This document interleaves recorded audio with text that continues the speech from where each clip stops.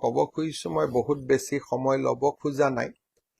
ভূমি সমস্যা আমাৰ ৰাইজৰ এটা বহুত ডাঙৰ সমস্যা বসুন্ধৰা 1 2 3 জৰিয়তে আমি ৰাইজৰ ভূমিৰ সমস্যাসমূহ সমাধানৰ চেষ্টা কৰিছিলো আৰু প্ৰায় 10 লাখতকৈও অধিক পৰিয়াল মিছন বসুন্ধৰাৰ পৰা উপকৃত হৈছিল কিন্তু ইমানবিলাক পৰিয়াল উপকৃত হোৱাৰ পিছতো ভূমিৰ সমস্যা এতিয়াও শেষ হৈ যোৱা নাই কাৰণ ভূমিৰ শ্ৰেণী কোনোবাটো দেৱোত্তৰ মাটি কোনোবাটো ভিজিয়াৰ মাটি কোনোবাটো ফৰেষ্ট মাটি কোনোবাটো আন ধৰণৰ শ্ৰেণী জলাতক মাটি যিবিলাকত প্ৰচলিত আইনৰ আধাৰত ভূমিৰ আবল্টন দিয়াটো অত্যন্ত কষ্ট আছিল এতিয়া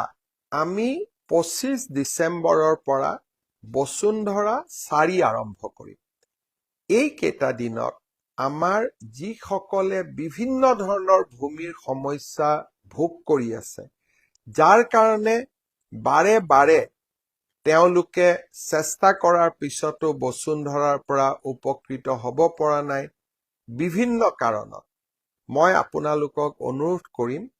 এই সমস্যাসমূহ আপোনালোকে যেন চৰকাৰক অৱগত কৰে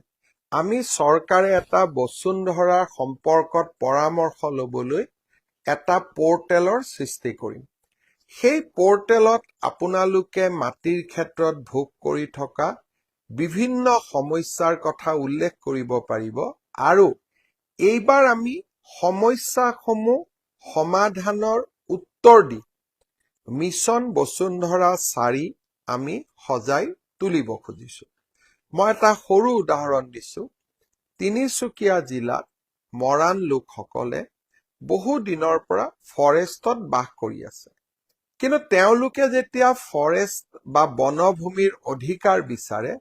তেতিয়া আমি কওঁ যে জনজাতীয় লোকসকলেহে ফৰেষ্ট ৰাইটছত অধিকাৰ পাব পাৰে গতিকে আপোনালোকে এই ভূমিৰ অধিকাৰ নাপাব এতিয়া